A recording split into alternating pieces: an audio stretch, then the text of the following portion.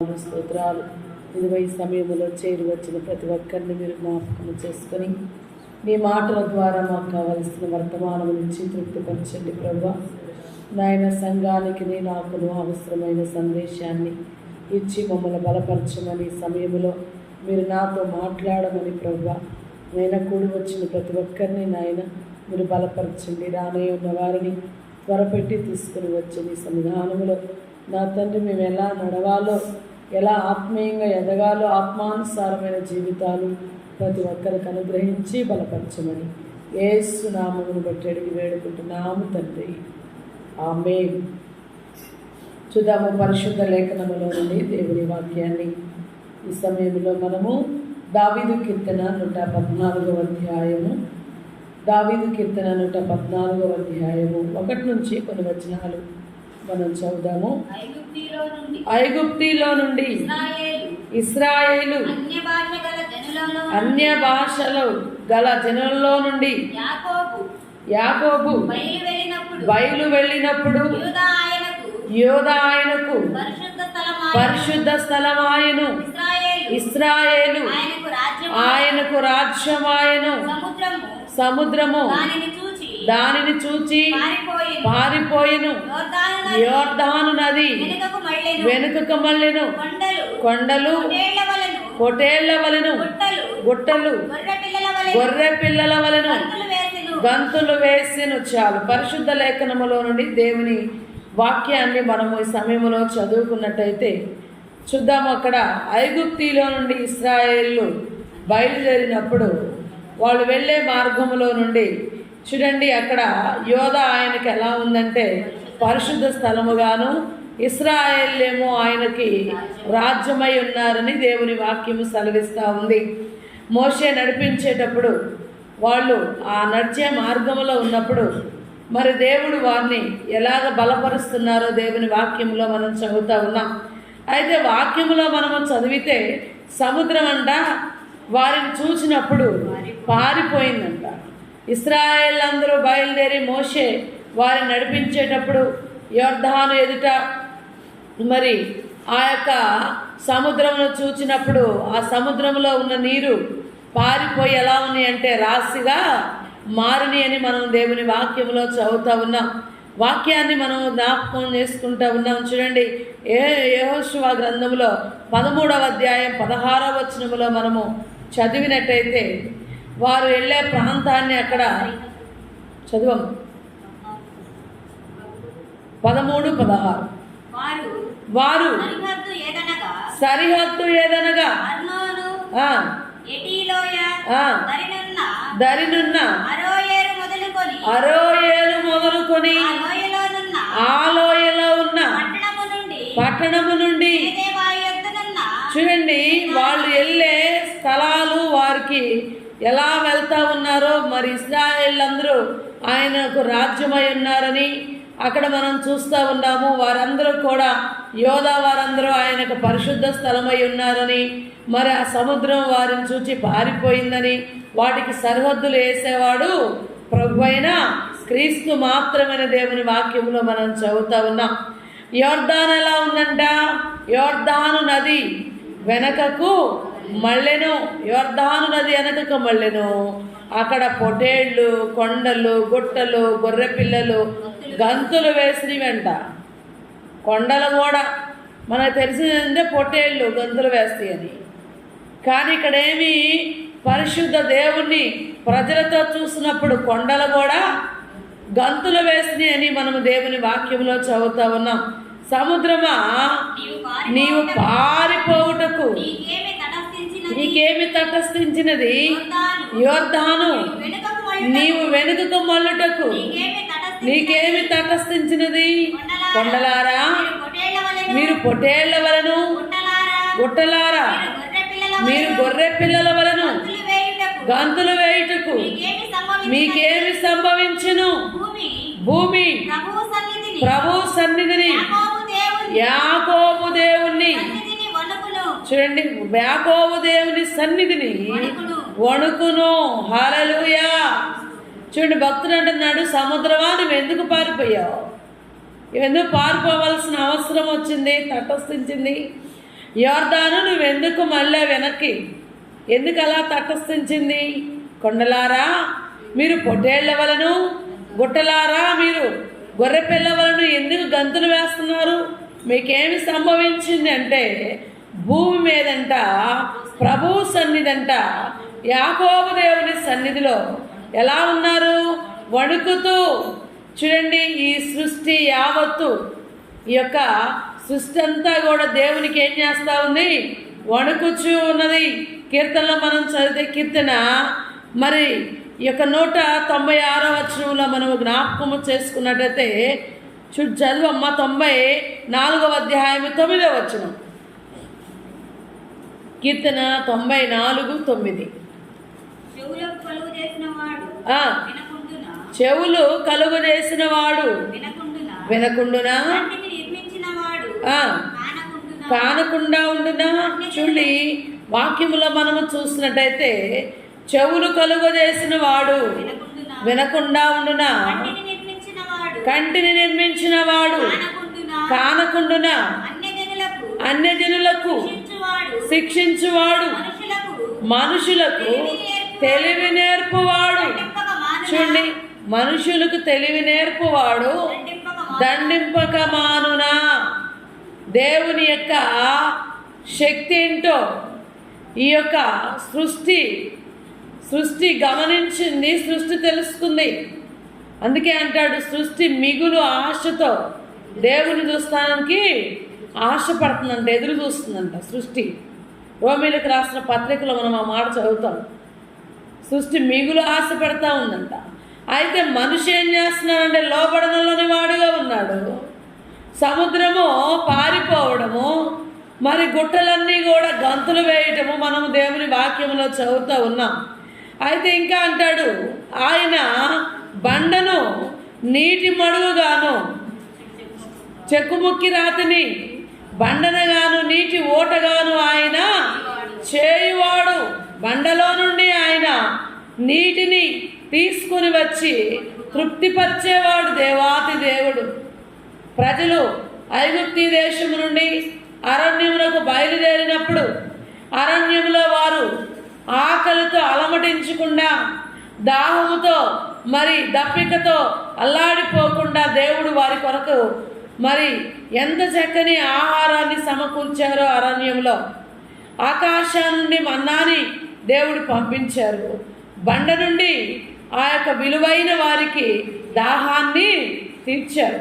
ఇంకా అంతేకాదు, వారికి పగలు మేఘస్తంభముగాను, రాత్రి అగ్నిస్తంభముగాను ఉండి ఇశ్రాయేలును నడిపించి బలపరిచారు. అందుకే దేవుడు అంటున్నాడు, మీరు ఎలా ఉండాలి అంటే, మిమ్మల్ని చూసినప్పుడు సంతోషము కలగాలి, నిన్ను నన్ను చూసినప్పుడు దేవాది దేవునికి ఆనందము కలగాలి. ఎందుకంటే దేవుడు చేసిన ఆశ్చర్య క్రియలను, ఆశ్చర్య కార్యములను మనం జ్ఞాపకము చేసుకోవాలి. భక్తులైన వారు దేవుని యొక్క కార్యములు చూసినప్పుడు వారి మనస్సులో ఎంతో ఆనందము కావాలి.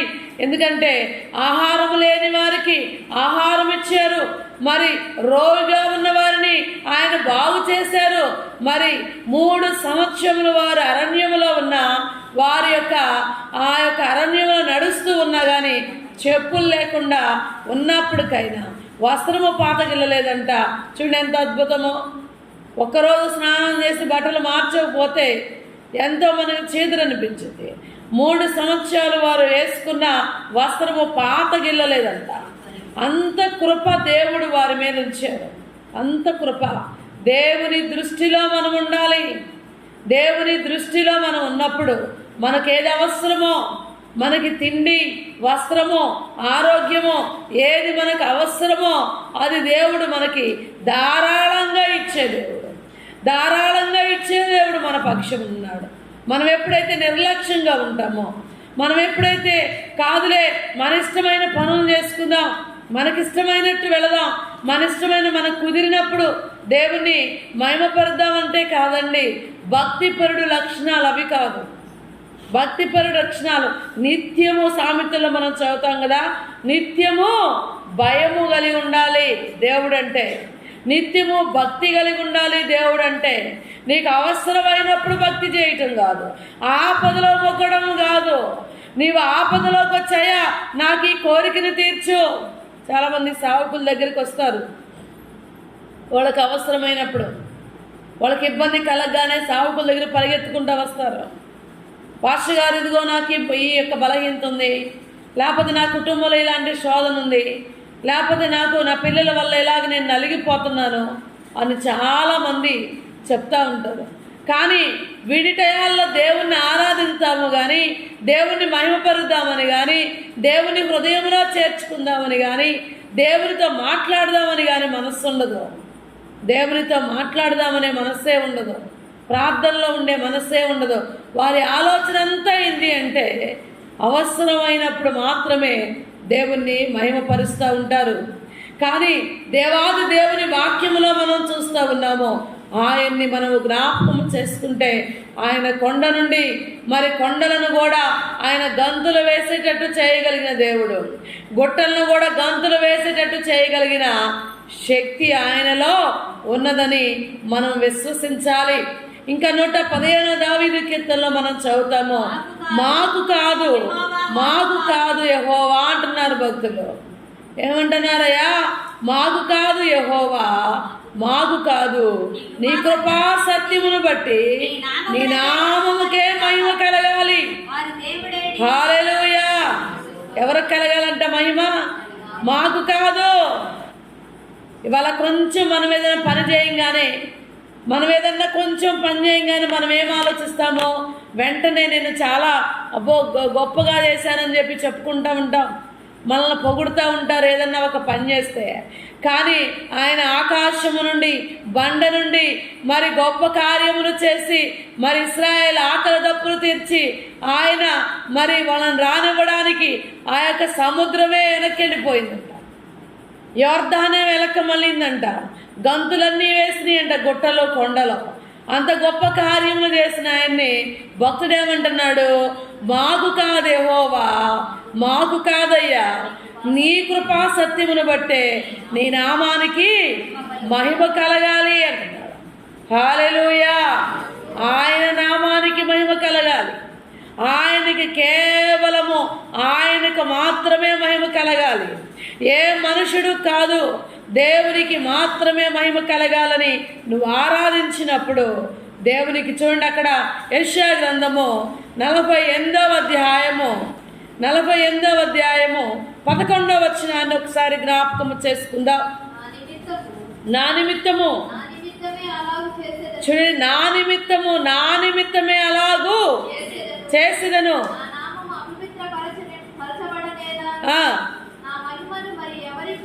చూడండి, నా మహిమను మరి ఎవరికి.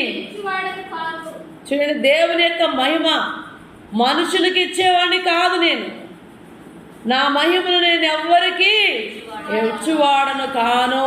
ఇప్పుడు మనం ఇక్కడ గ్రహించవలసిన సంగతులు ఏమిటంటే, ఆయన్ని ఎలా మహిమపరచాలి? ఒక మనుషుడు ఘనత నొందకూడదు, ఒక మనుషుడిని మనం ఆరాధించకూడదు. ఒకసారి అంట ఏసన్న గారి దగ్గరికి ఒక ఆమె, ఇంటి పక్కన వాళ్ళు ఎవరు చెప్పారో మరి ఎవరు ఎట్లా తెలిసిందో తెలియదంట, ఏసు రక్తం ప్రార్థన చేస్తే నీ కాళ్ళు నొప్పులు తగ్గుతాయి అని.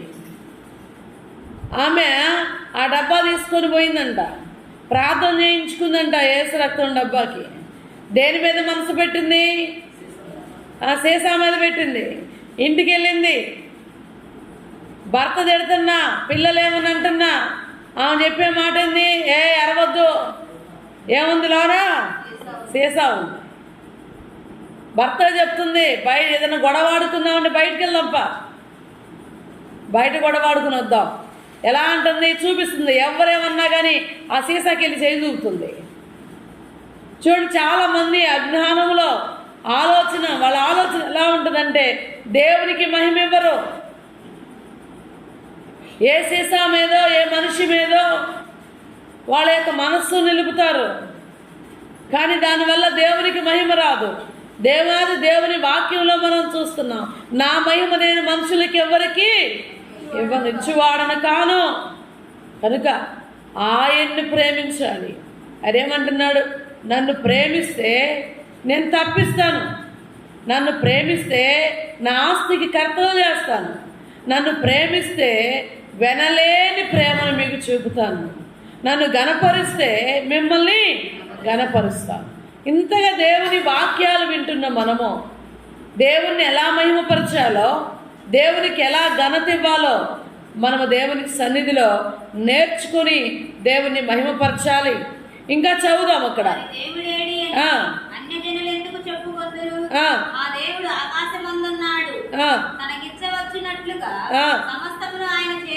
అన్యజనులు ఏమని చెప్పుకుంటున్నారంట? చాలా సార్లు మనము ఏదన్నా చిన్న శోధన ఇబ్బంది రాగానే మన ప్రవర్తన బట్టి మన ఆలోచన చెప్పి చాలామంది ఏమనుకుంటారంట, అమ్మా రోజు మందిరానికి వెళ్తున్నావు కదా, రోజు మందిరంలోనే ఉన్నావు కదా, మీ దేవుడేడి, మీ దేవుడు మీకు కార్యం జరిగించలేదా అని అడుగుతారు. వాక్యాన్ని మనం చూస్తే యోబుని తన స్నేహితులు అడగలేదా, తన భార్య అడగలేదా, బంధువులు అడగలేదా? నువ్వు దేవుని రోజు ఆరాధిస్తున్నావు, దేవుని రోజు మరి వేడుకుంటున్నావు కదా, ఒక్కసారి దూషించి చావరాదా అని భార్య అనలేదా? ఇవన్నీ వాక్యాన్ని గమనించండి. సంతోషం కలిగినప్పుడు ఆనందంగా దేవుణ్ణి ఆరాధిస్తాము. ఇబ్బంది కలగగానే ఎన్నో రకాల మాటలు వస్తే బలహీనమైపోతాము. దేవుని వాక్యాన్ని మనం జ్ఞాపకం చేసుకున్నట్టే ఏమని చెప్పాలి? మా దేవుడు ఆకాశమందు ఉన్నాడు, ఆయన నీతిమంతుల్ని తేరి చూస్తున్నాడు, ఆయన ఇవ్వవలసిన బహుమతులు ఇస్తారు. మేము శ్రమ అయినా ఇబ్బంది అయినా ఏది అయినా సరే సెలవు వైపు చూసి సాగిపోతామని నీ సాక్ష్యం ఉండాలని దేవుని వాక్యం సెలవిస్తూ ఉంది. ఆయనకి ఇష్టం వచ్చినట్లు మా దేవుడు ఆకాశమందు ఉన్నాడు, ఆయన ఇష్టం. శ్రమ వచ్చిందా ఆయన ఇష్టం, ఇబ్బందులు కలిగినాయా ఆయన ఇష్టం, ఇంకా ఏమైనా ఆయన నా జీవితంలో అద్భుతాలు చేస్తాడా ఆయన ఇష్టం. ఆయన ఇష్టానికి మనము అప్పగించుకోవాలి. అనేకులు అడుగుతారు, నువ్వు దేవుని ప్రార్థిస్తున్నావుగా, నీ దేవుడు ఎక్కడా, నీ దేవుడేడి అని. అప్పుడు నువ్వు చెప్పాలి ఆయన ఇష్టం, ఏమి చేసినా సరే ఆయన ఇష్టం అని ఆయనకు అప్పగించుకునే వారిగా ఉండాలి. చూడండి 135 దావీదు కీర్తన 6వ వచనాన్ని మనం జ్ఞాపకం చేసుకుందాం.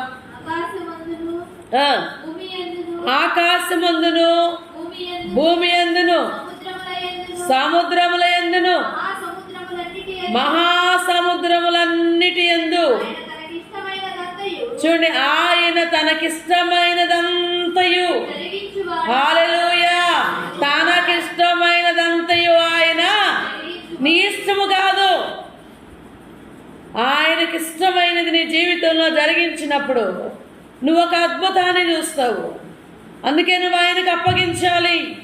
అన్ని జనులు అలా అంటారంట, ఏడు మీ దేవుడు అన్నప్పుడు నువ్వు చెప్పాల్సినది తెలుసా? ఆయనకి ఇష్టం, నా జీవితాన్ని ఆయన ముందు పెట్టాను, నా జీవితాన్ని ఆయనకు అప్పగించాను, నా జీవితాన్ని ఆయన సన్నిధిలో నిలిపాను, కాబట్టి ఆయనకి ఇష్టం, ఆయనకి ఇష్టం వచ్చినట్టు నా జీవితము చేయునుగాక అని మనం చెప్పుకునేటట్టు మన భక్తిని మనం కొనసాగించాలని భక్తులు రాస్తూ ఉన్నారు.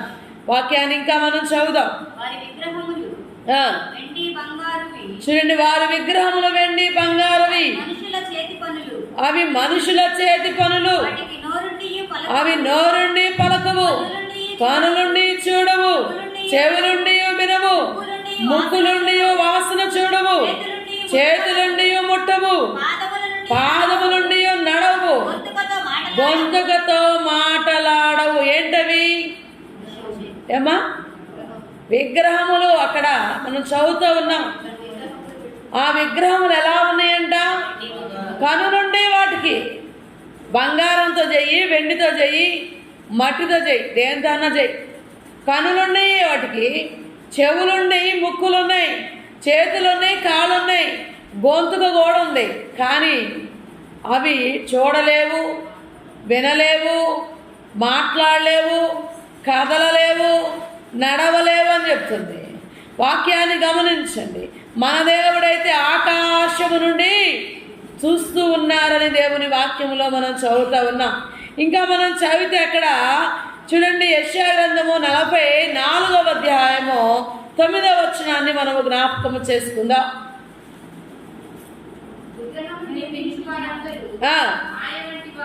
ఎలాంటి వాళ్ళంట?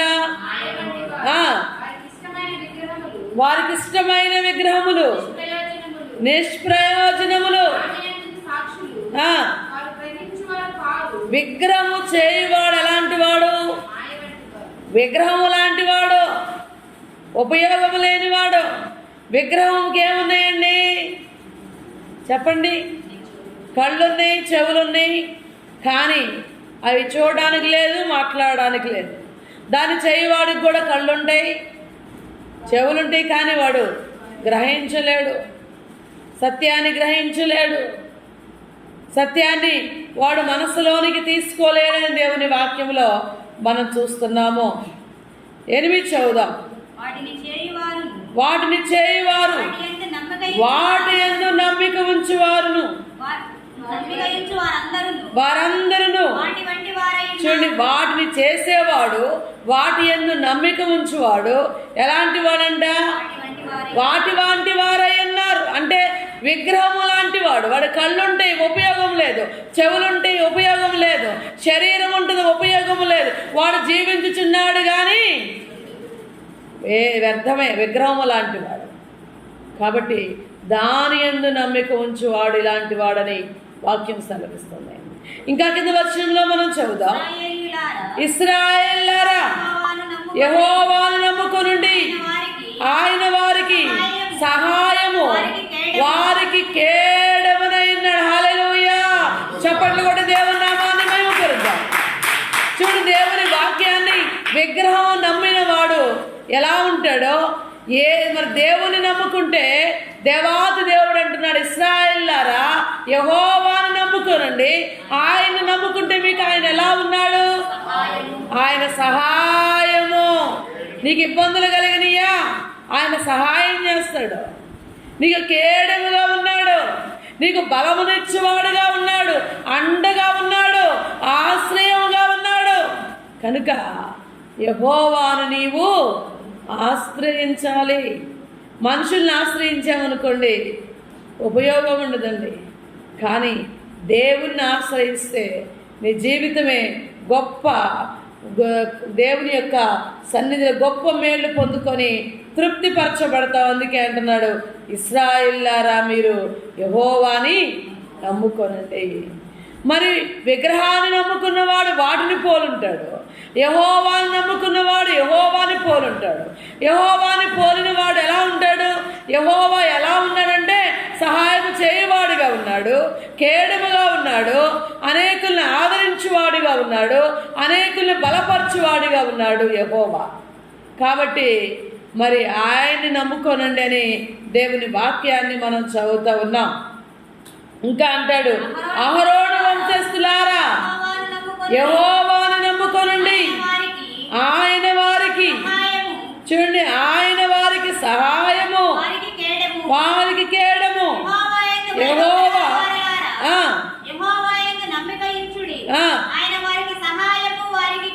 చూడండి, ఎవరెవరో చెప్తున్నాడండి? ఇశ్రాయేలులారా యెహోవాను నమ్మండి, ఆయన మీకు కేడముగా ఉంటాడు, సహాయముగా ఉంటాడు. అహరోను వంశస్థులారా మీరు యెహోవాను నమ్మండి, ఆయన ఎలా ఉంటాడు? సహాయం చేస్తాడు. నీవు ఏ వంశానికి చెందిన వాడవైనా, నీవు ఎలాంటి వాడవైనా, పొట్టివాడవైనా, పొడుగువాడివైనా, నల్లవాడివైనా, ఎర్రవాడివైనా, ఎలాంటి వాడవైనా నీకు ఆయన సహాయం చేస్తాడు. ఎప్పుడో తెలుసా? నీవు చెప్పాలి, నమ్మినప్పుడు. నమ్మిక మాత్రమే ఉంచు, నమ్మిక మాత్రమే ఉంచు. అప్పుడు చనిపోయిన యాయూరు కుమార్తె లేచింది. నమ్మిక మాత్రమే ఉంచు. 12 సంవత్సరం రక్తస్రేవి బాగుపడింది. నమ్మిక మాత్రమే ఉంచితే కానాను స్త్రీ తన కుమార్తెను బ్రతికించుకుంది. నమ్మిక మాత్రమే ఉంచితే మరి సీమోను వలవేయగానే అనేకమైన విస్తారమైన చేపలు పడ్డాయి. కనుక ఈ రాత్రి నమ్మిక మాత్రమే ఉంచితే దేవుడు మనకు మేలు చేస్తాడు. అంతేకాదండి, ఆయన సహాయం చేసి కేడెముగా ఉంటాడు. నువ్వెవరివైనా సరే. ఇంకా ఏమంటున్నాడు? భక్తులారా యెహోవా యందు నమ్మిక ఉంచండి. ఇశ్రాయేలులారా, మరి అహరోను వంశస్థులారా, భక్తులారా, మీరందరూ ఆయన మీద నమ్మిక ఉంచండి. అప్పుడు ఆయన మీకు సహాయమును కేడమునై ఉన్నాడు. ఆయన మాత్రమే మిమ్మల్ని బలపరచువాడు అని దేవుని వాక్యంలో మనం చదువుతూ ఉంటాం. అందుకే అక్కడ 12లో అంటాడు, యెహోవా మమ్మను మరచిపోలేదు, ఆయన మమ్మను ఆశీర్వదించును. ఏమంటున్నారంట భక్తులు? ఇశ్రాయేలు అహరోను వంశస్థులు ఏమంటున్నారు? దేవుడు ఎప్పుడు మర్చిపోడండి. మనిషే మదించి దేవుని నిర్లక్ష్యం చేస్తాడు. లేనప్పుడేమో లేదు, అయ్యో నేను పూరింట్లో ఉన్నానే, నాకు ఈ తాటాకి ఇల్లేనే అనుకుంటాము. దేవుడు ప్రేమించి మంచి బంగ్లా ఇస్తే అందులో నుండి బయటకు వచ్చి దేవుణ్ణి ఆరాధించలేము. పేదవాడిగా ఉన్నప్పుడే ఎక్కువగా దేవుణ్ణి ఆరాధిస్తూ ఉంటాము. అందుకే భక్తుడు అంటాడయ్యా, నేను మరి ఎక్కువైతే యెహోవా ఎవడని అంటానేమో, తక్కువైతే ఏమీ లేదనుకుంటానేమో. అందుకని ఏ రోజుకు సరిపోయినంత ఆ రోజుకు నాకు సమకూర్చమని భక్తులు ప్రార్థన చేస్తారు. చదువుతాం సామెతల గ్రంథంలో. ఈరోజు దేవుడు అన్నీ ఇస్తే మనం మాట వినకుండా ఆయన విశ్వాసం ఉంచిన వారిగా ఉన్నాం. మనకిష్టమైతే మందిరంలో కూర్చుంటాము, మనకిష్టమైతే మోకాళ్ళ మీద ప్రార్థన చేస్తాము, మనకిష్టమైతే ప్రభువాని కేకలు వేస్తాము. కానీ ఎప్పుడు నీ జీవితంలో ఆయనకి ప్రథమ స్థలం ఇయ్యము. మందిరంలోకి వచ్చి దేవునితో మాట్లాడడం, ఉదయం లేచి దేవునితో మాట్లాడడం, ప్రతి పని చేసిన దేవుని మొదటగా ఉంచటము, ఇవన్నీ మన జీవితంలో మనం జరిగించలేకపోతా ఉన్నాం. కానీ దేవుడు ఏం చేస్తున్నాడంట? వాక్యంలో మనం చూస్తూ ఉన్నాము. చూడండి, ఆయన భక్తులను ఆయన మర్చిపోలేదంట, ఇశ్రాయేల్ని మర్చిపోలేదంట, అహరోను వంశస్థులను కూడా ఆయన మర్చిపోలేదంట. ఏం చేస్తున్నారు ఆయన మర్చిపోకుండా? వారిని ఆశీర్వదిస్తున్నాడు. హల్లెలూయా. ఇశ్రాయేలుగా ఉన్న నిన్ను ఆశీర్వదిస్తున్నాడు, అహరోను వంశస్థులుగా ఉన్న వారిని ఆశీర్వదిస్తున్నాడు. ఇంకా మనం చూస్తున్నాము, ఆయన యందు భయభక్తులు కలిగిన భక్తులను కూడా ఆయన ఎన్నడూ మనల్ని మర్చిపోయే దేవుడు కాదు.